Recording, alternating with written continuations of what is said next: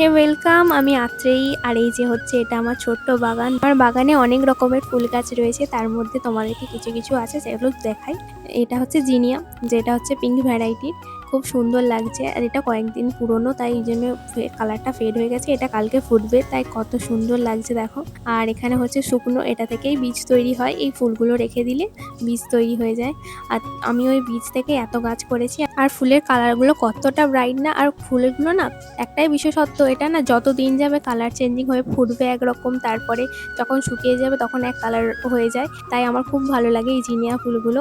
আর এটা হচ্ছে আমার লাল ভ্যারাইটির জিনিয়া, যেটা খুব সুন্দর কালার। এই বছরের প্রথম আমার রজনীগন্ধা স্টিক উঠেছে, কিন্তু এখানে আরো অনেক গাছ রয়েছে, সেগুলো থেকে ওঠেনি, কিন্তু একটাই উঠেছে। জানি না বাকিগুলো উঠবে কিনা। আর এই যে কতটা সুন্দর লাগে এই জিনিয়া ফুলগুলো, তোমরা দেখো।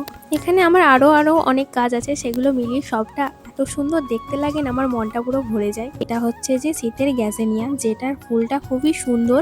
আর দেখো কত ছোট ফুটেছে, এটা কিন্তু শীতে অনেক বড় ফুটেছিল। আর এটা হচ্ছে আমারই গাছ, ওই যে পেছনের গাছের জবা, যেটা এতটা বড়, আমার হাতের থেকে অনেকটা বড়।